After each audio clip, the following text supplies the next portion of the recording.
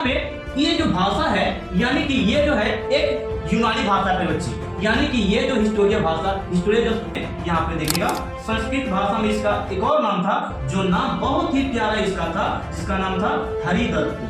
क्या थे बच्चे? हरिदत्त इनका नाम।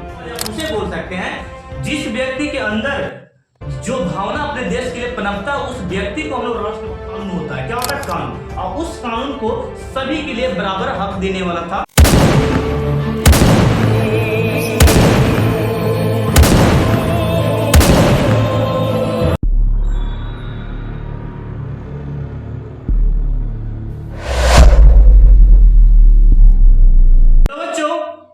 क्लास में क्लास 10th का हिस्ट्री स्टडी करेंगे, जिसमें ये चैप्टर 1 होगा यूरोप में राष्ट्रवाद का उदय। प्यारे बच्चे, आज हम लोग इस क्लास में हिस्ट्री का एक एक तोड़ के बारे में और इस चैप्टर के तोड़ के बारे में स्टडी करने वाले हैं। यदि आप इस वीडियो को देख लेते हैं तो मैं पूरे गारंटी के साथ बोलता हूं, पूरे दावे के साथ बोल सकता हूं कि आपको, यदि आप इस चैप्टर को नहीं समझे तो आप यहां पे कमेंट सेक्शन में लिख के जाना कि सर ये वीडियो जो था, ये जो आप लेक्चर दिए, यहां पे कोई काम का नहीं था। मैं आपसे वादा करता हूं और मैं आपसे एक भी वादा करता हूं कि आप वीडियो छोड़कर जाइएगा मत। चलते वीडियो को स्टार्ट करते हैं। सबसे पहले 2 से 3 मिनट मैं आपसे हिस्ट्री के नॉलेज के बारे में लेना चाहता हूं कि आप कितना जानते हैं और मैं आपको कितना बता सकता हूं। दोस्तों यहाँ पे देखिएगा, सबसे पहले इतिहास के बारे में, ठीक है, देखिएगा यहाँ पे मैंने लिखा इतिहास। आप लोग को पता है कि ये 2 शब्दों से बना होगा, इति जोड़ हास, ठीक है। ये तो बात की बात था, ये आपको पता, मुझे पता है, ये 2 शब्द से बना था। लेकिन प्यारे बच्चे, ये जो इतिहास शब्द है ये आया कहां से, लिया कहां से गया था, तो वो मैं आपको बताता हूं। यहाँ पे ये जो शब्द लिया गया था हिस्टोरिया से लिया गया था। प्यारे बच्चे, कहां से लिया गया था? हिस्टोरिया। कहां से लिया गया था? हिस्टोरिया से लिया गया था। इस शब्द को चुराया गया था, लिया गया था, ठीक है। अब यहाँ पे ये जो है हिस्टोरिया जो शब्द है, यानी कि शब्द जो है इतिहास का जो शब्द है क्या, हिस्टोरिया से लिया गया था। अब यहाँ पे ये जो भाषा है, यानी कि ये जो है एक यूनानी भाषा पे बच्ची, यानी कि ये जो हिस्टोरिया जो है एक यूनानी भाषा है। मैं यहाँ पे लिखता हूं ये जो है क्या है, यूनानी भाषा है। और यूनानी हम लोग बोलते हैं यूनान को, यानी कि एक और वर्ड से इसको हम लोग बोलेंगे ग्रीक। इससे यूनान को हम लोग क्या बोलते हैं? ग्रीक भी बोलते हैं, यानी कि ग्रीक भाषा से इतिहास शब्द को लिया गया, ठीक है। चलिए अब यहाँ पे एक बात और भी मैं लिखता हूं, हिस्टोरिया जो है यहाँ पे इसका अर्थ होता है, हिस्टोरिया का अर्थ पे बच्चे मैं यहाँ पे लिखता हूं इसके अर्थ के बारे में, इसके अर्थ के बारे में। तो इसका अर्थ होता है, देखिएगा, खोजों से प्राप्त ज्ञान। क्या होता है? खोजों से प्राप्त ज्ञान। खोजों से प्राप्त ज्ञान को ही हम लोग क्या बोलते हैं प्यारे बच्चे? बोलते हैं हम लोग क्या? तो बोलते हैं क्या? ये इतिहास यानी कि हिस्टोरिया बोलते हैं, ठीक है, ये शब्द को। अब यहाँ पे 2 बात आपको समझ में आ गया कि ये हिस्टोरिया शब्द से, ये जो है एक हिस्टोरिया शब्द बोल सकते हैं कि ये जो शब्द है यूनानी शब्द है, यानी कि इतिहास का जो अर्थ है यहाँ पे, ठीक है। इतिहास का अर्थ मैंने क्या बताया? खोजों से प्राप्त ज्ञान। बस इतना ही। अब यहाँ पे देखिए आगे मैं बताता हूं, ये जो है आखिर में ये जो इतिहास जो है जिसे आप हिस्ट्री बोलते हैं, इसके जनक के बारे में थोड़ा सा मैं बात कर लूं। इसके जनक जो है यानी कि पिता जो है, मैं लिखता हूं यहाँ पे जनक। क्या मैंने लिखा? जनक पे बच्चे। और इसके जनक है आपको हेरोडोटस। ये आपको अच्छा खासा पता होगा, हेरोडोटस। वीडियो छोड़कर मत भागिए, देखिए आप आगे क्या होता है। ये तो लेक्चर था, थोड़ा सा बातें था, याद कर देखना। ये हेरोडोटस क्या कहते हैं कि सर जी मैंने अपने नाम को एक और नाम में ढाला था जिसका नाम था हरिदत्त, यानी कि इसका संस्कृत भाषा में प्यारे बच्चे, इसका संस्कृत भाषा में एक और नाम है, बहुत ही अच्छा नाम है, लिखेगा संस्कृत भाषा। संस्कृत भाषा में क्या मैंने लिखा? संस्कृत भाषा में, यहाँ पे देखिएगा संस्कृत भाषा में इसका एक और नाम था जो नाम बहुत ही प्यारा इसका था, जिसका नाम था हरिदत्त। क्या थे बच्चे? हरिदत्त इनका नाम था संस्कृत भाषा में, ठीक है। हरिदत्त इनका नाम था संस्कृत भाषा में हेरोडोटस का।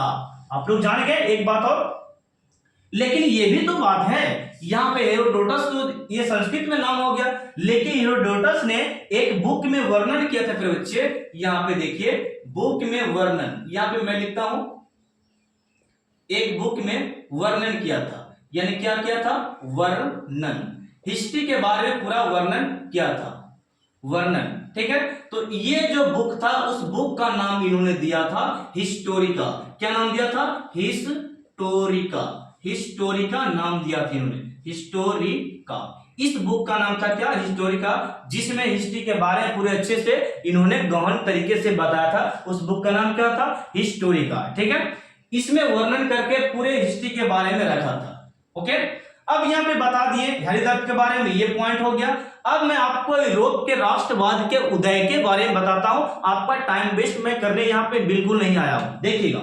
चलिए, यहाँ पे सबसे पहले मैं समझा देता हूं यूरोप में राष्ट्रवाद के जो सटीक बातें हैं। सबसे पहले यूरोप से मैं लेता हूं। देखिए बच्चे, यूरोप, आखिर में कितने बच्चों को यह पता है कि यूरोप क्या है? सबसे पहले ये हमको बता दें, कमेंट सेक्शन बताइएगा।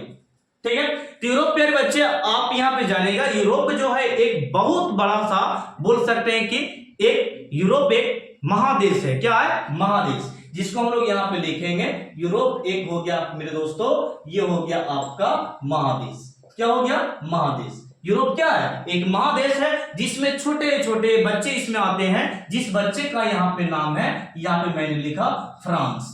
क्या है? फ्रांस मैंने लिखा। और इस बच्चे का एक और नाम है, बोल सकते हैं इसमें और बच्चे आते हैं जिसका नाम है इटली।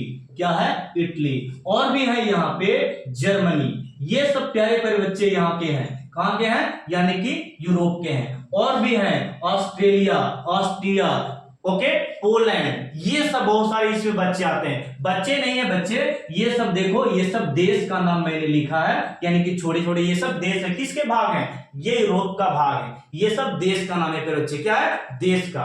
बात समझ गए?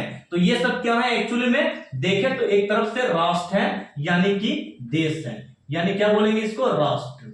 ओके, ये राष्ट्र है एक तरफ से। कहां का? यूरोप का राष्ट्र ये सब है। चलिए, तो ये पता चल गया यूरोप के भाग को, छोटे छोटे भाग को पता चला। तो ये था महादेश, इसके छोटे छोटे देश थे। अब यहां पे देखेगा, अब यहां पे आखिर में चैप्टर में एक और बात लिखा है कि यूरोप में राष्ट्रवाद, सेकंड टॉपिक पर आते हैं राष्ट्रवाद। राष्ट्रवाद क्या है वो जरा मैं समझा देता हूं, देखेगा यहां पे मैं लिखता हूं, ठीक ना? राष्ट्रवाद, राष्ट्रवाद। फिर बच्चे यहां पे आप लोग एक एक पॉइंट को नोट करते चलना है। राष्ट्रवाद ये आखिर है क्या?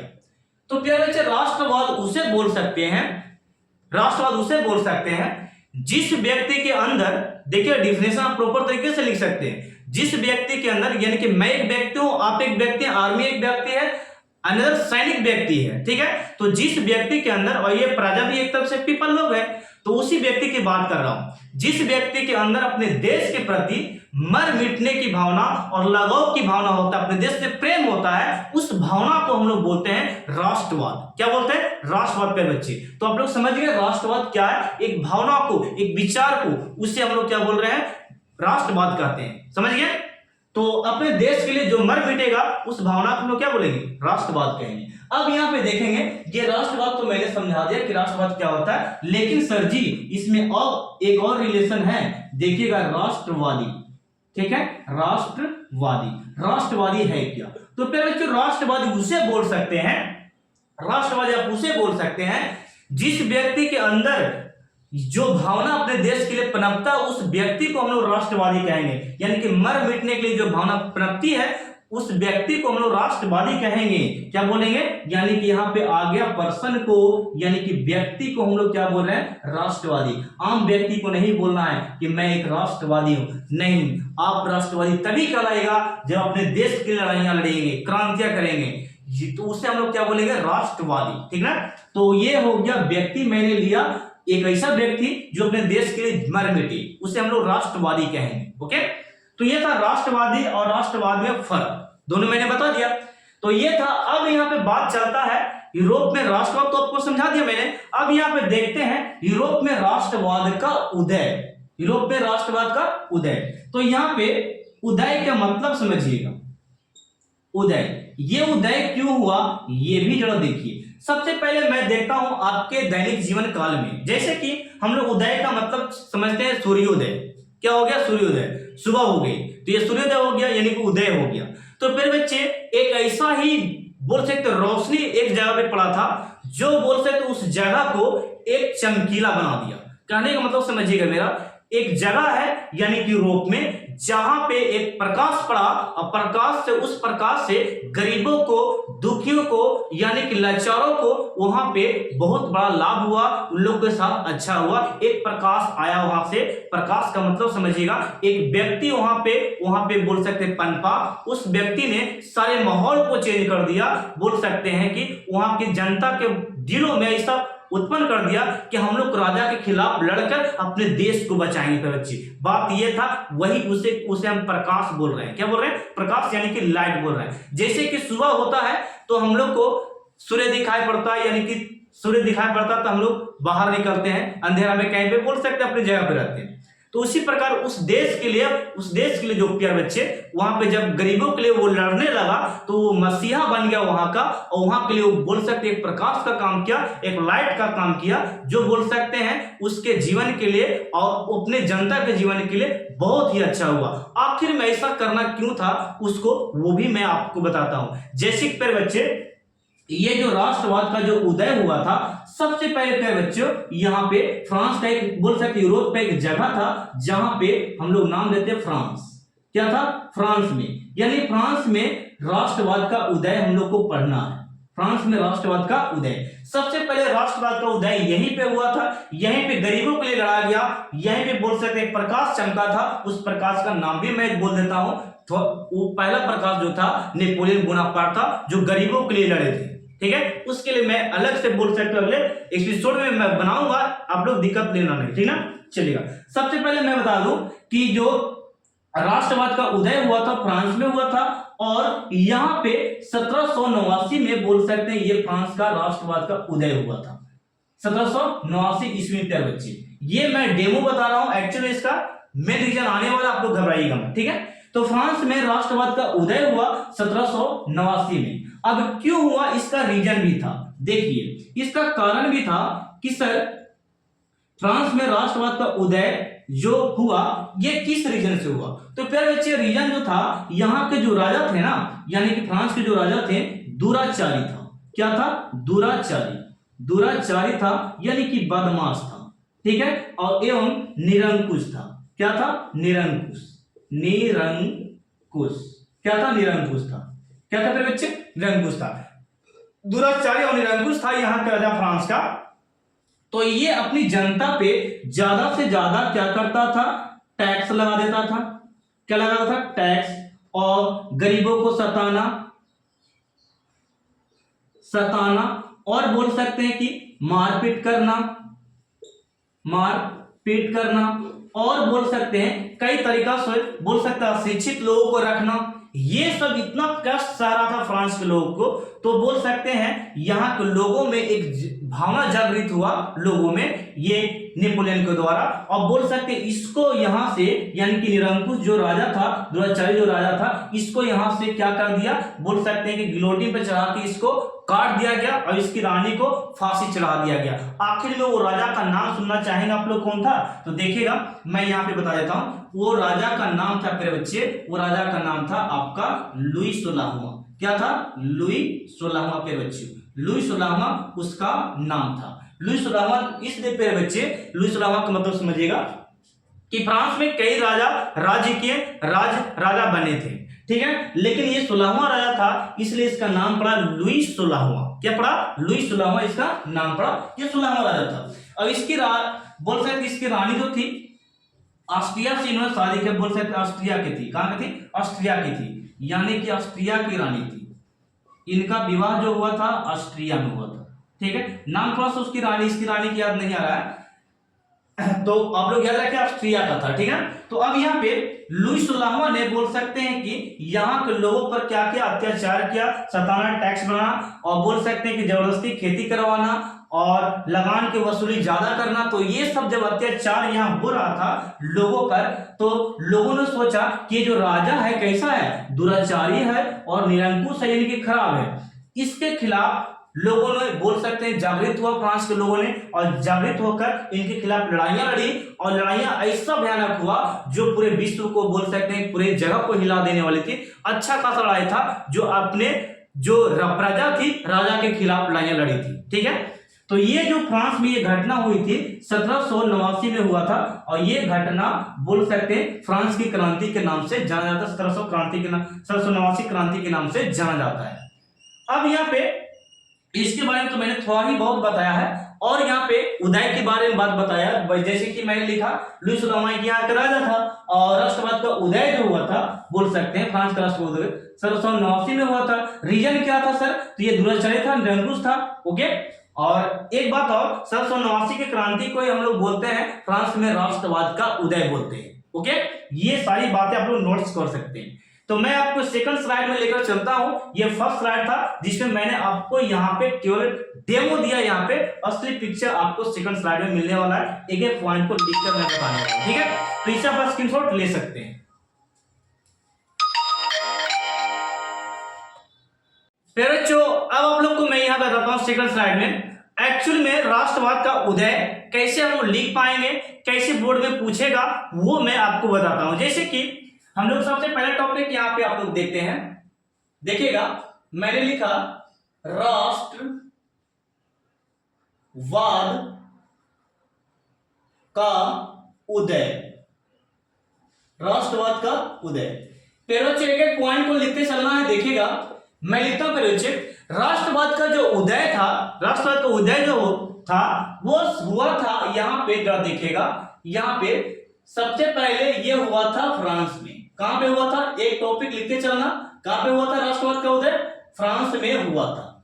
और ये फ्रांस में राष्ट्रवाद का उदय हुआ फिर बच्चों, तो यहां पे जरा देखिएगा फ्रांस में राष्ट्रवाद का उदय जो हुआ था इसका डेट भी आपसे पूछेगा, तो इसका डेट आप याद रखिएगा 1789 ईस्वी में फ्रांस में राष्ट्रवाद का उदय हुआ।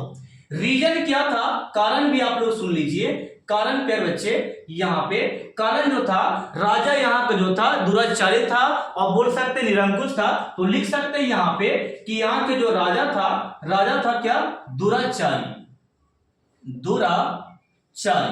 क्या था, दुराचारी था, और बोल सकते हैं निरंकुश था। क्या था, निरंकुश क्या था, निरंकुश था। फिर बच्चे राजा कैसा था, दुराचारी और निरंकुश था। समझिए बात को मैं समझाता हूं। राष्ट्रवाद का उदय फ्रांस में हुआ और 1789 में हुआ था, और कारण जो इसका था क्या था, राजा दुराचारी था, लोगों पर शोषण करता था, अत्याचार करता था, ज्यादा टैक्स लगा देना, ये सब जो राजा करता था उस राजा को हम लोग बोलते हैं दुराचारी और निरंकुश बोलते हैं। ऐसा राजा था फ्रांस में। अब यहाँ पे और भी था, ये जो बता दिया हम लोग डेट। अब यहाँ पे एक हेडिंग हम लोग डालेंगे, फ्रांस में राष्ट्रवाद का उदय। फ्रांस में राष्ट्रवाद का उदय हम लोग यहाँ पे डालेंगे टॉपिक, फ्रांस में राष्ट्रवाद का उदय। फ्रांस में राष्ट्रवाद का उदय। देखिए मेरे बच्चों, फ्रांस में राष्ट्रवाद का उदय आप किस प्रकार लिखेगा। जैसे कि यहां पे मैंने लिखा कि फ्रांस का जो राजा था, बोल सकते एक राजा था लुई 16वां। अब यहां से कहानी स्टार्ट होता है फ्रांस के बारे में। जरा देखिए, यहां का राजा था लुई 16वां। कौन था, लुई 16वां था, यानी क्या था, शासक। क्या था, शासक। शासक आप लोग सही से लिख लेना। यहां पे मैं लिख देता हूं शासक। यहां का शासक कौन है बच्चे, तो लुई 16वां है। लुई 16वां है, यानी कि जो राजा है ना, राजा 16वां है, यानी कि ये राज करने वाला 16वां आदमी है जो ये राजा के रूप में नाम है। इसका नाम क्या है, लुई, और लुई 16वां। ठीक है, लुई 16वां। यहां पे मैं लिख देता हूं सही से, लुई 16वां। ओके, तो प्यारे बच्चे यहाँ पे लुई 16वां शासक कहां का है, फ्रांस का। ये बात आप लोगों को पता चल गया, राजा। तभी प्यारे बच्चे ये जो है राजा जो है, ये जो राजा आता है बुर्बो राजवंश से आता है। किस राजवंश से आता है, बुर्बो राजवंश से आता है। राजवंश से आता है। किस राजवंश से आता है? बुब्रो राजवंश से आता है। यानी कि आप लोग बाहुबली पिक्चर देखे होंगे माहेश्वती साम्राज्य की, तो ये जो साम्राज्य का आता है बुब्रो राजवंश साम्राज्य का आता है, ये साम्राज्य, ठीक है। इस साम्राज्य से ये आता है, बुब्रो राजवंश साम्राज्य से आता है लुई 16वां, ठीक है। अब यहाँ पे देखिएगा ये जो था, यानी कि यहाँ पे मैंने बताया ये दुराचार्य और निरंकुश जो था, इसका रीजन पे बच्चे यहाँ पे देखिएगा, यहाँ पे 1789 में लिखा है, 1789 की बात है। इसका जो तानाशाही था ना, तानाशाही क्या कर दिया गया? समाप्त कर दिया गया, 1789 में, यानी कि तानाशाही बोल सकते हैं, तानाशाही इसका समाप्त कर दिया गया। क्या कब कर दिया गया? तो तानाशाही समाप्त कर दिया गया इसका 1789 में, इसका तानाशाही समाप्त कर दिएगा।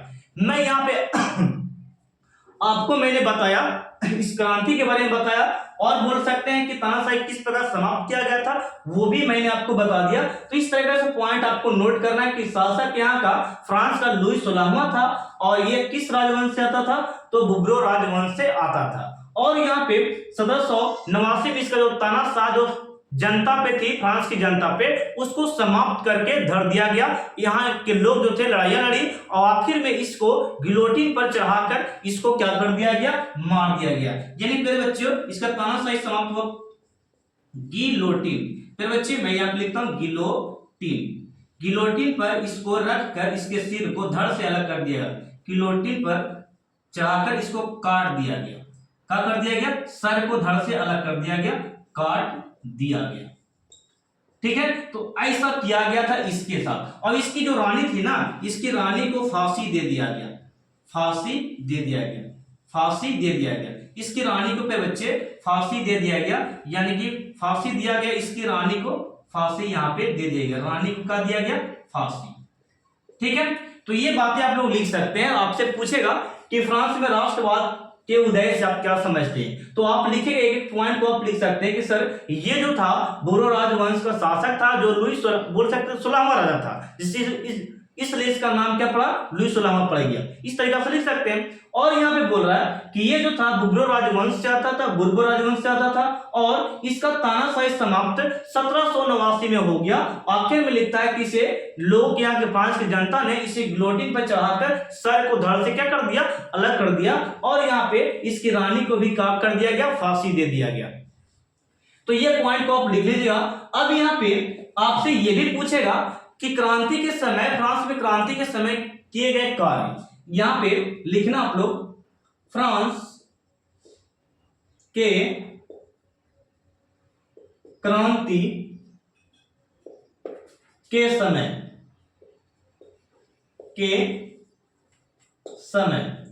फ्रांस की क्रांति के समय किया गया कार्य, किया गया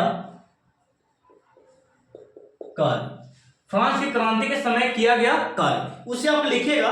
पहला जो काम किया था, लोगों ने सामूहिक भावना, बोल सकते हैं सामूहिक भावना को बनाना चाहा। यानी कि यहाँ पे जो जनता थी बच्चे, यहाँ की जनता थी, सामूहिक भावना को बढ़ाना चाहा। लिखेगा सामूहिक भावना, सामूहिक भावना को बढ़ाना चाहा प्यारे बच्चे, सामूहिक भावना को क्या करना चाहा? बढ़ाना चाहा। सामूहिक भावना कहने के मतलब फ्रांस के जो लोग थे ना, चाह रहे थे कि हम लोग अकेले राजा को क्या कर सकते? नहीं हरा सकते।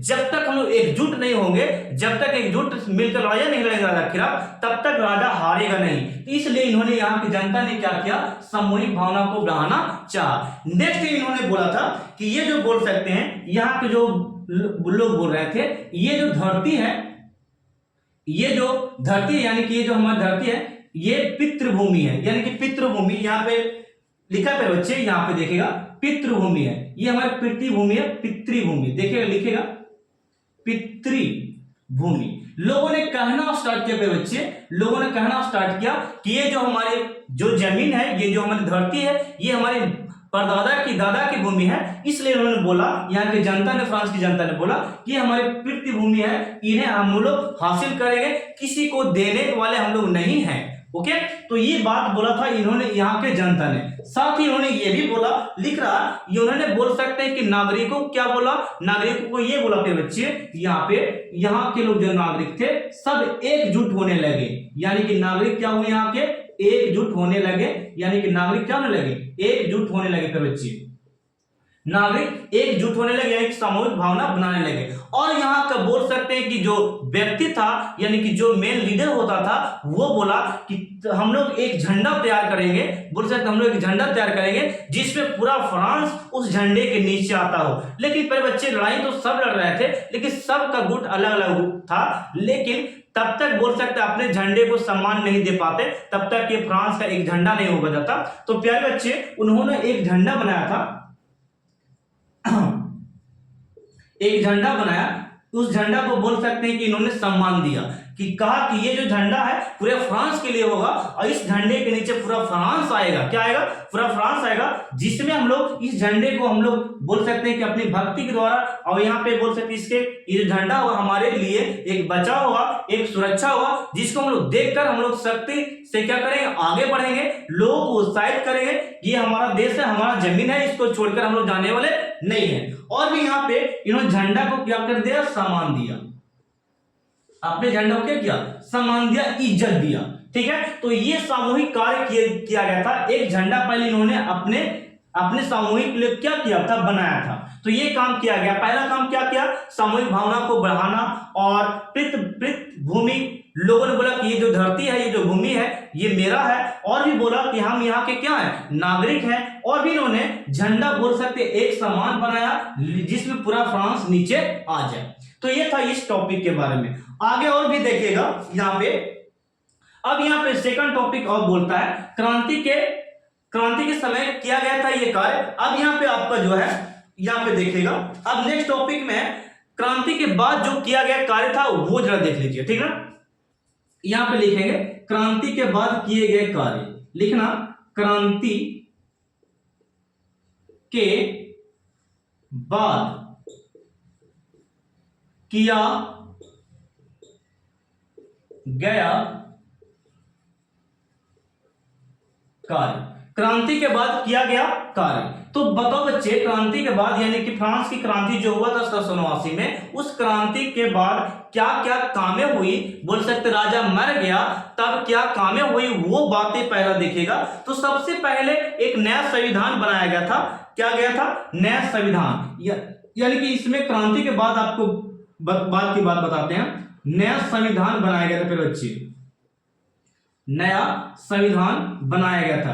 क्यों सर नया संविधान क्यों बनाना था, क्योंकि फिर बच्चे नया संविधान इसलिए बनाना था क्योंकि ये जो था संविधान एक प्रकार का कानून होता है, क्या होता है, कानून, और उस कानून को सभी के लिए बराबर हक देने वाला था, यानी कि बराबर के हक की बात किया जाने वाला था, अधिकार की बात, यानी कि हम फ्रांस की जनता है तो मेरे लिए भी वही सजा होगी जो राजा के लिए होगा, यानी कि ये नया संविधान इसलिए बनाया गया था लोगों की समान अधिकार के लिए। तो यहाँ पे लिखिएगा समान अधिकार के लिए, क्या लिखेंगे, समान अधिकार, क्या लिखेंगे, समान अधिकार के लिए। फिर बच्चे क्या लिखे, समान अधिकार के लिए। तो ये संविधान ये कानून बना था इसलिए कि लोगों को समान अधिकार मिले। और भी फिर बच्चे समानती व्यवस्था यहां पे इन्होंने क्रांति के बाद समाप्त किया था। देखिएगा समानती व्यवस्था, समानती व्यवस्था,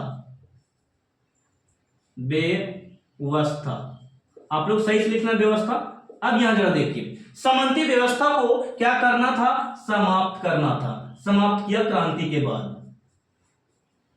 जो राजा जो जमीन देते थे जमींदार को, और जमींदार किसको देता था, लोग किसान को देते थे, और टैक्स जो वसूला जाता था प्रॉपर तरीके से, वो जो व्यवस्था थी ना उसको हटा दिया गया। जैसे कि ये आपका बोल सकते हैं यहाँ पे एक पर्सन, यहाँ पे मैं पढ़ता हूं, ये देखिए बच्चे, ये आपका राजा है, ठीक है, और ये हो गया जमींदार, जो जमीन का जो मालिक हुआ करता है उसको जमींदार कहते हैं। अब ये हो गया किसान बेचारे, ये है किसान, ठीक है, ये बेचारे क्या है, किसान है, ये सब क्या है, किसान। ये दो जो किसान है, अब ये राजा क्या करेगा, ये जमीन इसको दिया जमींदार को, जमींदार अपने हक में जमीन लेकर ये क्या करेगा, लोगों से यानी कि यहाँ से इस लोगों को क्या करेगा, खटाएगा यानी कि खेती करवाएगा, और ये बोल सकते हैं कि इससे क्या करेगा, वसूलेगा।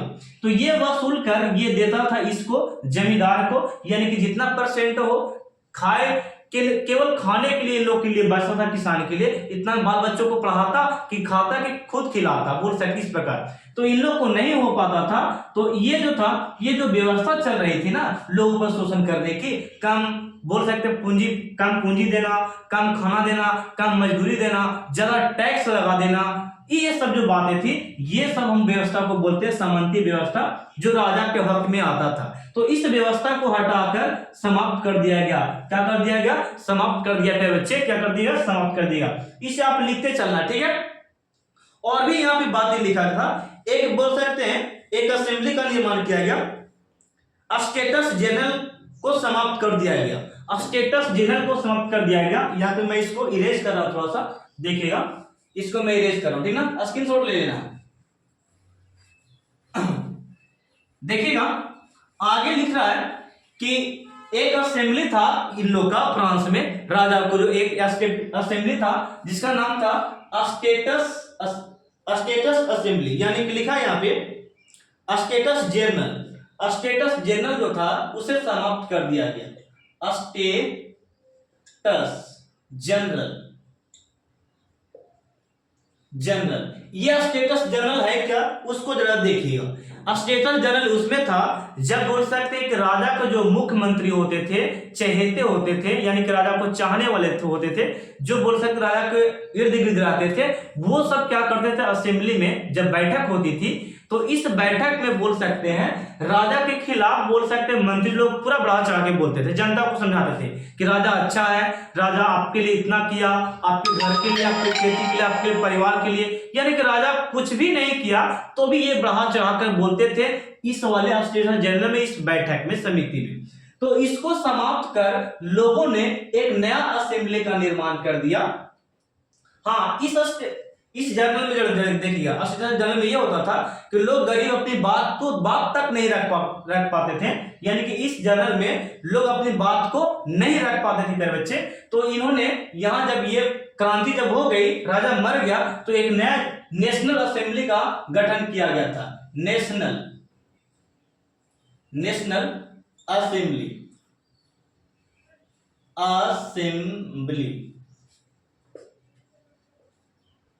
असेंबली का गठन किया गया, जिसमें लोक दुख, लोक हक के बारे में सुना गया, यानी कि यहाँ पे आवाज उठा सकता था एक गरीबी इस असेंबली में, इस बैठक में उठा सकता था, ये अपनी बात को रख सकता था इस असेंबली में। लेकिन इस असेंबली की बात करते हैं, इसको आखिर में क्या कर दिया गया, समाप्त कर दिया, जो राजा के लिए राजा के द्वारा बनाया गया था, इसको समाप्त करके, और इसका नाम क्या पड़ गया, नेशनल असेंबली रखा गया, जिसमें जनता को सुना गया, जनता की आवाज को सुना गया बच्चों। तो ये था इतनी बात। अब यहाँ पे एक और इन्होंने काम किया था, उसके बाद क्रांति के बाद और भी कार्य किए गए, जैसे कि आंतरिक आयात निर्यात को इन्होंने क्या कर दिया, समाप्त कर दिया गया, समाप्त कर दिया। आंतरिक आयात निर्यात समझिएगा, आंतरिक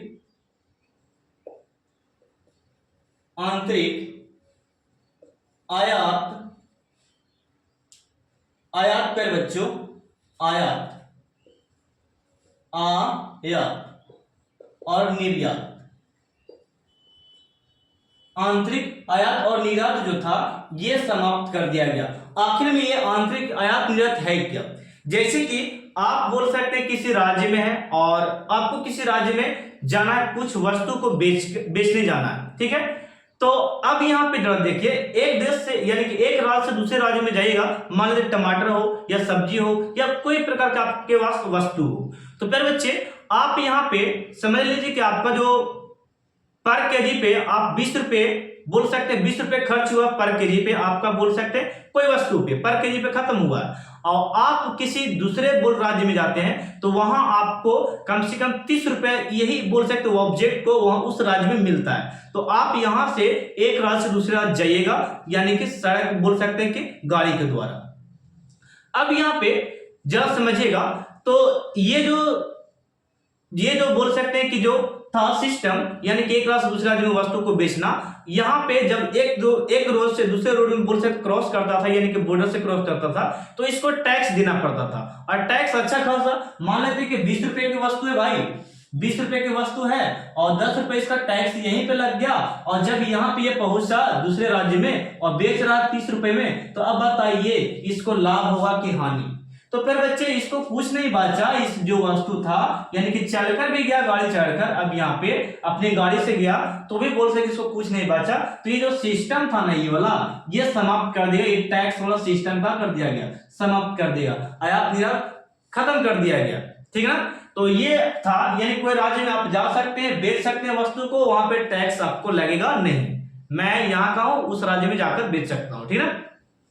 और भी यहां पे लिखा था नई पद्धति बनाई गई। नई पद्धति बनाने का मतलब यह था, देखिएगा, नई पद्धति बनाया गया। फिर बच्चे नई पद्धति है क्या, वो जरा देखिए। नई पद्धति हम लोग उसको बोल सकते हैं, जैसे कि नई पद्धति का मापतोल बनाना क्यों जरूरी था, तो फिर बच्चों नए मापतोल का पैमाना इसलिए बना था क्योंकि बोल सकते सब जगह जो मापने तोलने की जो जगह थी, बोल सकते समान नहीं था। ओके, समान करने का मतलब एक समान बना था, फ्रांस में भी एक समान बना था, और इटली में भी, जर्मनी में भी। मानते कि हम यहां से फ्रांस से इटली गए या जर्मनी गए कोई वस्तु को बेचने, तो यहां पे बोल सकते हैं कि हम लोग यहां पर से केजी के हिसाब से बेच रहे हैं, और वहां पे चल रहा है ग्राम, क्या चल रहा है, ग्राम। तो अब यहाँ पे ठगा जाएगा भाई, तो ये क्या बात हुआ, हम लोग केजी में दे रहे हैं, आप लोग ग्राम में दीजिएगा। मानते हैं कि आप 1 केजी दिए और वो 1 ग्राम दे रहा है, उसके बराबर, तो आपको घाटा हो कि नापा, ये बताइए, आप खुद बताइएगा। तो यहाँ पे मेरे बच्चे ये जो माप तौल की पद्धति थी ना, कहीं पे सभी जगह बोल सकते समान नहीं था, तो इन्होंने किया, ये सिस्टम जो किया था नेपोलियन बोनापार्ट ने, इन्होंने किया था क्या कि ये जो था बोल सकते कि जो माप तौल का जो पद्धति था एक समान कर दिया, यानी कि यहां पे लिख सकते हैं नई पद्धति को जो था एक समान कर दिया गया, यानी कि सभी जगह एक समान होना चाहिए। ओके, सभी के लिए किलो भटकारा एक होना चाहिए, ये इसका मतलब था नई पद्धति का निर्माण करना। ओके, बात समझ गए। नेक्स्ट यहाँ पे बातें हैं आपका, जरा देखिएगा, यहां पे लिख रहा है कि एक समान कर लगाया गया। एक समान कर करने का मतलब सभी पे एक समान कर होना चाहिए, एक समान कर, एक समान कर। कर करने का मतलब आप टैक्स समझ सकते हैं, ठीक है। तो एक समान सभी पर कार्य किया गया था, कर लगाया गया था सभी पर, यानी कि वो अमीर हो चाहे गरीब हो, सब पर एक समान टैक्स लगेगा, चाहे बिजली का बिल हो, चाहे और कोई का, सड़क पर चलने का टैक्स हो, गाड़ी पर चढ़ने का टैक्स हो, तो ये सब जितना टैक्स था सभी को एक समान बोल सकते कर दिया गया। टैक्स सभी को एक समान भरना, चाहे वो राजा हो चाहे वो गरीब हो। ओके, तो ये काम किया गया था क्रांति के बाद। और भी यहाँ पे बात बता रहा है कि यहाँ पे फ्रेंच को राष्ट्रीय भाषा घोषित कर दिया गया। और भी लिखता है फ्रेंच जो था, फ्रेंच का यहाँ का लैंग्वेज था, बोल सकते इसे राष्ट्रीय भाषा घोषित कर दिया गया। फ्रांस का जो लैंग्वेज था क्या था, फ्रेंच, यानी फ्रेंच भाषा। इस भाषा को राष्ट्रीय भाषा घोषित किया, राष्ट्रीय क्या कर बच्चे, राष्ट्रीय भाषा घोषित किया। राष्ट्रीय भाषा क्या कर दिया, घोषित किया पे बच्चे, राष्ट्रीय भाषा क्या कर दिया गया, घोषित कर दिया गया। इस बोल सकते फ्रेंच भाषा को अपने हृदय में छिपा बसा लिया कि सभी जगह पे एक ही भाषा चलेगी फ्रांस में, वो कैसा चलेगी, फ्रेंच भाषा, ये लोगों ने बनाया। ठीक है, बहुत अच्छा किया, जो एक भाषा सब मानने लगे।